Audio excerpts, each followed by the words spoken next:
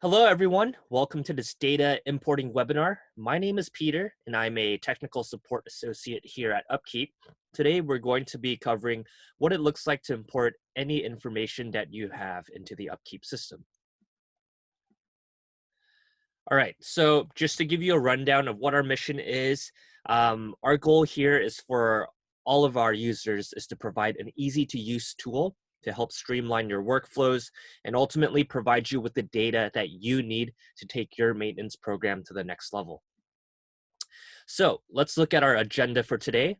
We'll go over what data importing is, and we'll cover the best practices and tips involved. And after that, we'll dive right into the app and show you how to import your data in real time. And finally, I'll provide some helpful support resources at the very end. So, intro to data importing. So let's hop right into data importing and see what this looks like. Now, what is data importing? If you have any information that you've been storing over time, such as your work order history or a spreadsheet of all your equipment that you want to take that all information and transfer it into Upkeep, that is what data importing is. So as you can see here on the left, you can see you can mass import data like all of these assets listed here and bring it into Upkeep as an alternative to creating these one by one within the app. So why do we data import? Well, let's go over some of these reasons here. The first one is pretty self-explanatory. If you have lots of data you have to migrate coming from an older software or tool, you need to import them into Upkeep anyways. Next, it makes it easier to standardize nomenclature. And what that means is you can easily track all your data with having an organized naming convention. And third, it's really efficient and it'll save time, especially if you have to input hundreds of locations or work orders. It's going to be faster and easier than entering them in a one-off basis. And finally, this is great for setting up brand new accounts as well as updating any existing ones. Let's say you have 50 assets already within Upkeep and you want to change the barcode numbers for each one. Instead of individually clicking into each one and edit them within the app, you can export your assets as a spreadsheet, make the quick changes, and re-import your updated assets back into the system. All right, so I've included some of the best tips and practices. So keep in mind that we're working with spreadsheets. So you want to save these files into something called a CSV format, which stands for comma separated value.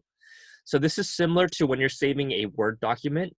It would be the file name is .doc, but with our spreadsheet, it would be followed by the name .csv. And we recommend using Microsoft Excel or even Google Sheets works when data importing. If you've already tried uploading a CSV file and you get an upload error message, it could be due to one of the reasons listed here: altering the title columns, not removing the sample data from the template, having blank rows, or even going over the CSV limit. So we highly recommend looking at our data importing guides in our help center so you can import everything correctly. And then last, standardizing nomenclature. It's going to be really important when we're going over this more in depth in the later slides. But a key point here is when you're importing data, do the parent data first and do the sub data, because your sub data is going to refer to its parent. And I'll go over more of what that means as well. All right, let's talk about nomenclature hierarchy. So to get a good grasp of an organized naming method for your data, let's look at what these mean within Upkeep. So this is a breakdown of how you can name your data. So that way your technicians can take a glance at the name and have all the information they need without digging around the app. You can come up with your own naming conventions if it's easier, but think about what kind of information your team may need to set them up for success. Now, when we're setting up naming methods for locations, you may have multiple sub-locations within the same name. To save time on the back end, spend a couple more seconds up front naming it like we have on the right-hand side. So that way there's no confusion when assigning a work order or asset to a sub-location. So for instance, if I have multiple zone A's and zone B's, how am I going to differentiate where it belongs to building 1 or building 2? So on the right-hand side, you can see if I have it broken down by parent location and the sublocation, that helps distinguish things much easier. And for the asset nomenclature, same thing. It's similar to how it's set up in the previous slide. You want this to have it so anytime you have a particular asset, you know exactly which location it belongs to. Here's an example of how one of our clients uses their naming convention when it comes to assets. There's no one way of doing this, but again, having some sort of organized naming method is going to benefit your team the most, especially when they have to search through a specific asset or even location. All right, so moving along, let's dive right into the app and see what data import looks like within here. All right, so the first thing we're going to work on are importing users. Now, with users, the only function right now is you can import them. And the limit on a CSV file is you can import up to 200 users. All right, so what we do is within here, let's go to where it says people and teams. That's where we import our users. All right, so here on the top right-hand corner where it says import, you're gonna click there. And then you can download a sample template. And once you've done that and filled out the information, you can import your file as well. All right, so I'm gonna show you how that sheet looks like so we have a good idea. Let me just pull this up for you on the screen. So if you can see right here. Let me open up the columns. So the second row, this is always going to be the sample data. Whenever you download a sample template, row 2 is always going to have that sample data. So you want to make sure to have that removed once you've completed all your information. So all of these, for the sake of the webinar and to save time, I pre-filled all this information just to make this more smoother and faster. So once we do that, what we're importing is my user. His email is Tony the Tiger. I'm setting him up as a limited tech user. And then column C, what team ID means is this right here. Let's go back. So anytime you have an ID, that just stands for like the 10 characters within that data. So the ID of some data always has to be created. So in people and teams, in this team section where it says evening shift, if you look on this search bar right here, you see these 10 characters after the / 2H4 and the rest of these characters. That is the team ID.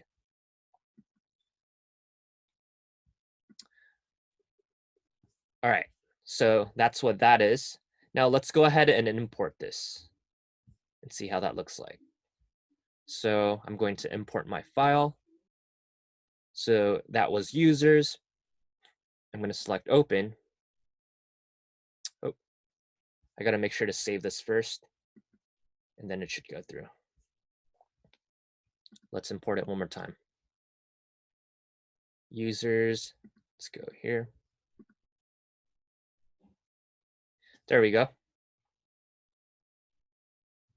All right, so if you see right here, that limited tech user, Tony the Tiger at test.com, you can even go here and input more information if you'd like. This user, this limited tech user, if he goes into his profile name and puts in his name and phone number as well, then once he does that, that change is reflected on your end as an admin. But if we go here, you can see in the team section, he's added to the evening shift team because it was entered in the team ID in column C. All right, so that's how you import users. Let's move on now. Vendors and customers, very similar to how you import users, but they're gonna have a bit more columns. With vendors and customers, you can import and export them. On a CSV limit, you can import 200 at a time. However, the total limit of vendors and customers within the app is 1,000 for each.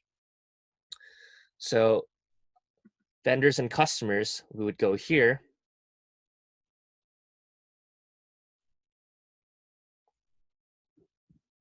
Same thing, you click on the top 3 vertical dots and you click on import. And then we click on import your file. But first, let me show you how that looks like.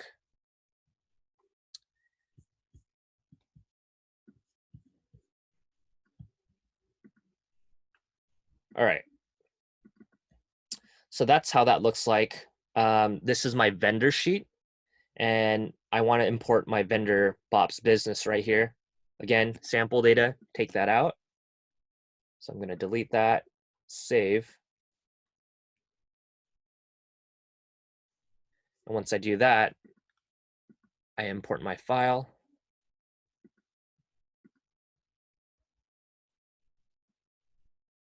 And you can see right here, Bob's Business has been imported.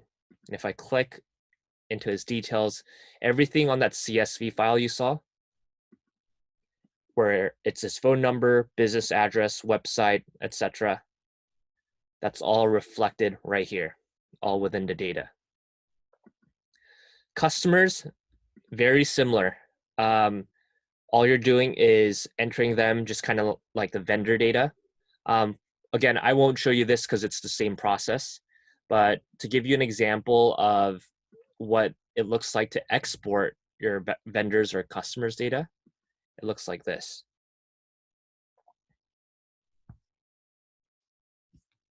I'm going to close this one out.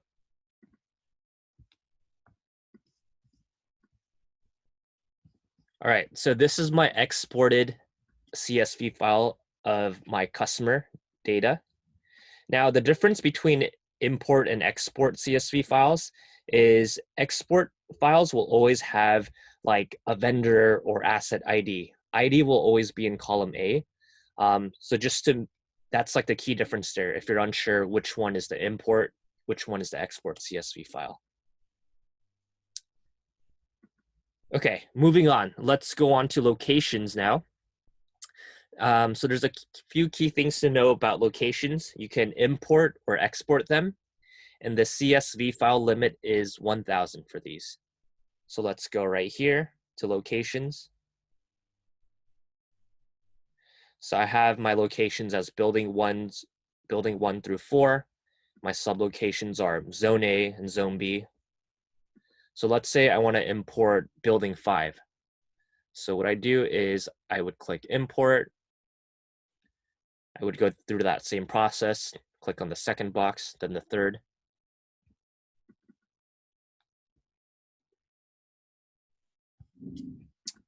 All right, so if I pull that up on a CSV file, it looks like this. Whenever you're importing the parent data and then the sub data, it's always good to separate those to 2 files. You want to have your parent locations imported first, then your sub location data. But for the sake of just keeping this very consolidated, I have my parent data location building 5 in row 2 and my sub location in row 3. All right, so one key distinction here is whenever you're importing a parent location, it's obviously not going to have the location ID and parent E because it's being created for the first time. But you can see here in row 3, for zone C that I'm importing, building 1 already exists. That's a parent location within my app. So it's going to have that parent location ID. And then address is, the address. Column C and D, latitude and longitude, those are the map coordinates. If any of these columns don't apply to you, then you don't have to input these. The only main ones are everything needs to have like a name. All right, so let's go ahead and import these in. So I'm going to import my file right here for my locations.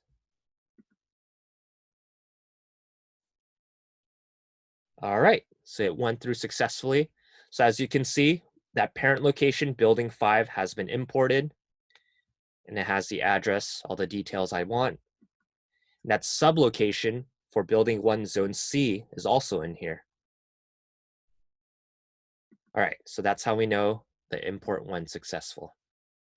All right, I'm gonna close this out. And let's go to the next one. Okay, so let's talk about assets.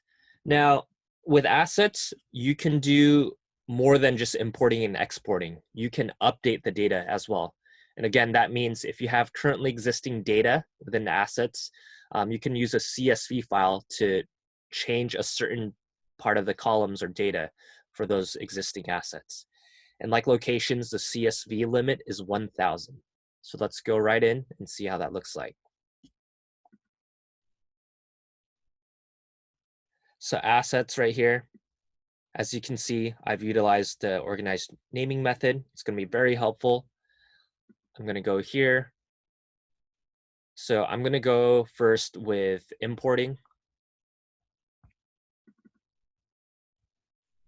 And then I'll show you how my assets import sheet looks like. All right, so 2 things I'm going to import here. I'm going to import a parent asset, which is a conference table. And then I'm going to import a child asset, meaning I have a car already, but the child asset to that is a subwoofer. So I'm going to import those 2 things. Again, these are best if you import these as like a separate parent asset or a child asset CSV file, but this is just to save time. So let's go ahead. Some of these columns, just to provide some clarification, columns K through P, these are only available on the Business Plus plan. So let's say you're on like the starter or professional plan, and if you put in a purchase date, it's going to give you an error when you try to upload. So just keep that in mind. And then everything else, again, we talked about like location ID or parent asset ID. These are the 10 characters after the / in the search bar. All right, so let's go ahead and import these. So I'm going to click import your file, and then I'm going to click on assets.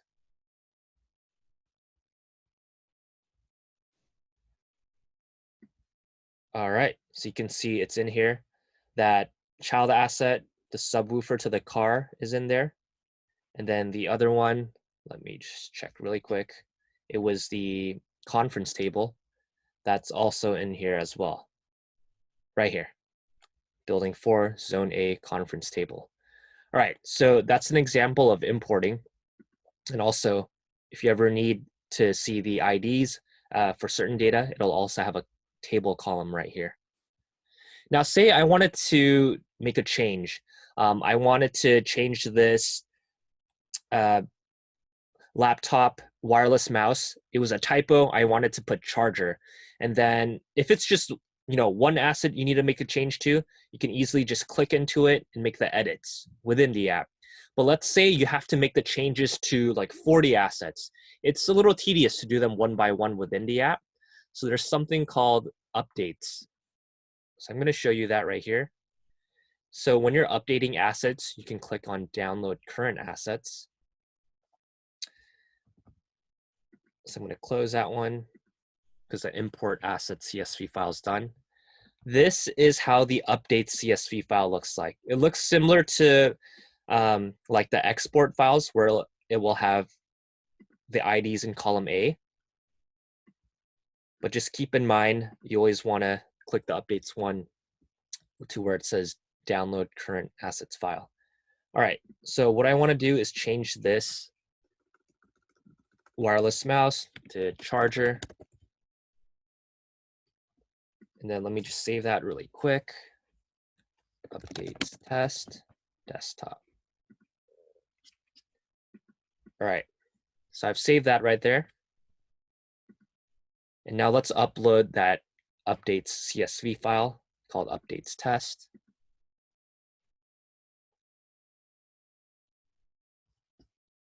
All right, so now we go back where it says wireless mouse. it's changed so it shows as building 2, zone A, laptop charger. So you can do that if you need to make changes to multiple assets. All right, so that goes for our assets. Let's now go to parts. Parts are similar to assets. You can import, export, and update them, and the CSV limit is 1,000. All right, so let's delete that one and go within the app.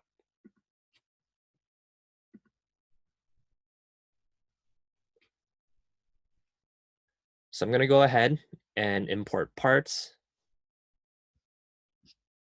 and also show you how that looks like.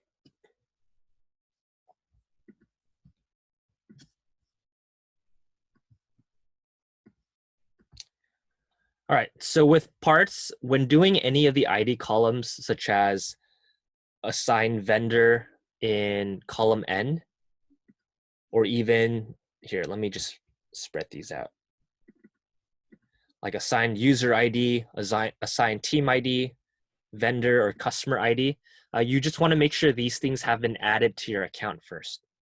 So I want to add in Clorox wipes to this area, building 4, zone A. All right, so let me go ahead and import my parts.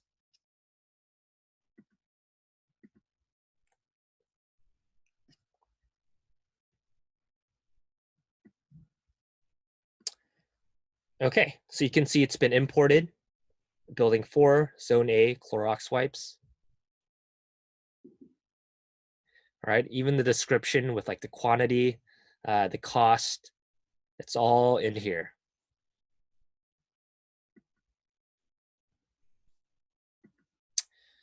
Okay, finally, let's go talk about work orders. Now, of all the importing, exporting, this is the one that takes most of the work. It's going to have more columns than the others, but once you get the foundation down, this is going to be really helpful if you're needing to do a lot of importing of work orders from like a previous software. Now, the limit for these is 20,000. So with that, you can import a lot of work orders. All right, so let's go ahead and tackle these.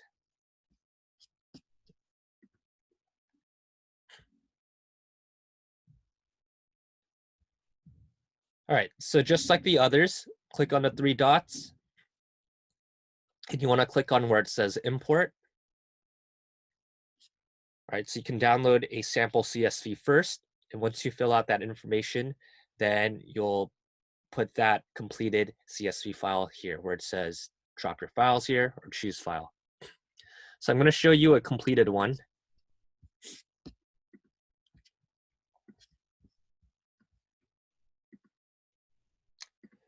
All right, so a lot more columns than the others, but once you get, again, when you're doing these, it's always recommended to do like 1 or 2 first before you try uploading like 50 of them. So that way you can just make sure if it's good the first time around, then you can go ahead and import the remaining ones. I'm going to just download that sample data. Some important columns to look out for, like right here, column A, which is work order number. You can look that up under the settings, so you know exactly which work orders to fill up sequentially. Column B, due date, that's dates that are set in the future, and the format is always like this, the date and the time. We have column I right here. This is category. So these are your work order categories. They have to be added to your account under the category tab first before being able to import it. Let's look at column J, reschedule based on completion date. What this means is if you put yes, that means you want to enter the next recurring work order to be scheduled based on the previous one's completion date. If you leave it blank, that means you want the recurring work order to be recurring at a regular recurring schedule. Let's look at column M. All right, so this is where you input location ID If you have an asset that's already assigned to a location, you can leave this blank because the location will be automatically populated even if you don't put a location ID. And then let's go to column T, archive status. This is pretty much if you want your work order to appear as archived or not. So if you want them to be open, most of the time people will just put no. And then things like right here for column U, checklist ID. Let me show you exactly where you can find this. So if you go to settings,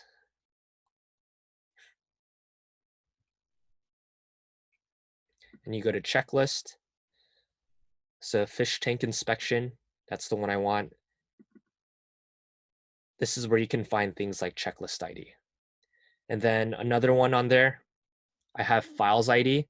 This is if you want to have files added to your work order, such as like a PDF of an instruction manual. If that file is uploaded in your file section. So like right here, let's click on files. So you can also find that right here in this column. So these are your files ID. All right, so this all looks good right now. So let's go ahead and import. But first, let me save this file. All right, so I'm gonna go ahead and import my work order.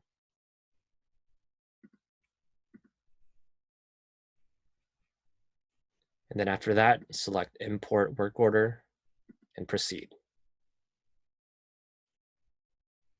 All right, so that work order was successfully imported. Now let's take a look to see how it looks like within the app. So I imported a monthly fish tank inspection work order.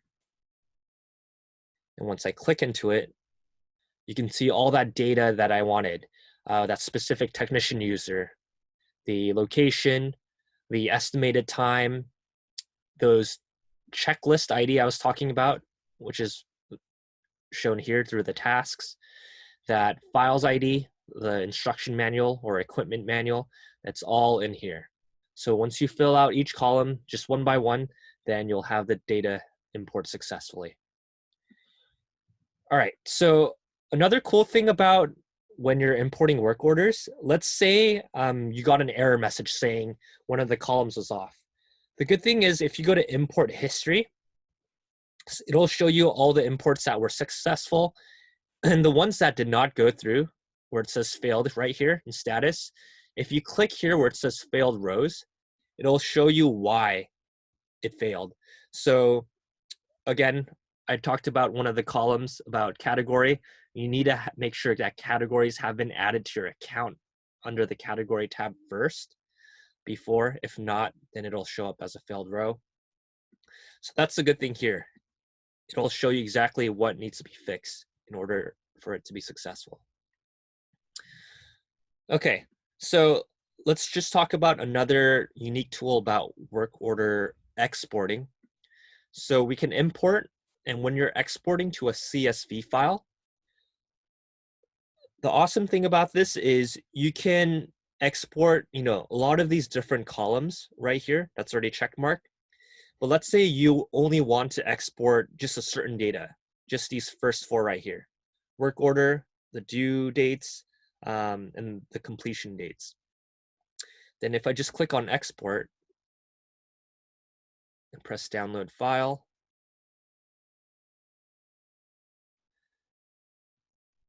let me exit out of this.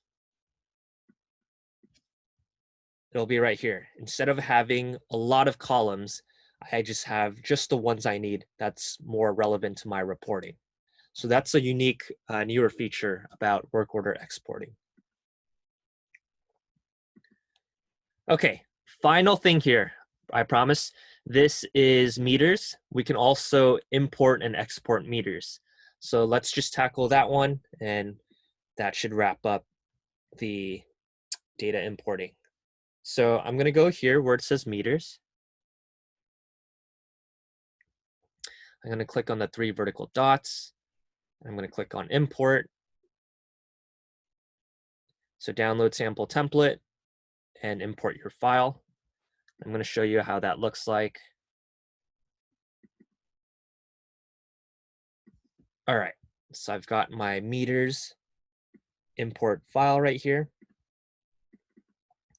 Couple things to note for things like column C, frequency. What this means that it's the frequency means the number of days between reader meetings. And then this is all going to be in days. So 30 means 30 days. And the max number of days you can input is 730. And then also for column G, category ID, again, these things have to exist first. So where you can find category ID is if you go here where it says categories, there's a section just for meters within this tab. You click on meters, and this is where you find your meter category IDs. Okay, so let's go ahead in here and import my car mileage meter. So I'm gonna go here, click import your file, click on meters. Perfect. Now it's successfully imported. So here's my meter for car mileage. The frequency is 30 days. And you can see some of those other information like the specific location and asset, they're all in there. All right, so that is data importing in a nutshell right there. That was a lot of information, but again, just take these step by step and it's going to be super helpful. Here are some support resources we offer. You know, Upkeep is intuitive, but there's definitely going to be questions along the way, and that's totally fine. You can always contact us through our support team, through chat, email, or phone, and we'll help you with any data importing questions you have. We also have a help center as well. So everything I talked about, it's almost impossible to memorize all of these things. So we have these all documented through our how-to guides. So it's going to be really helpful if you need to reference any information that I talked about today. And then finally, we have our other webinars as well, such as account setup and team training. That's going to be really beneficial. Recommend you check them out if you haven't done so. And yes, thank you for tuning into this webinar. Yeah, it's been really helpful. So with that being said, this process does involve multiple steps. If you have any questions or feedback, please feel free to contact us through phone, email, or live chat. So I hope this was helpful, and talk to you soon.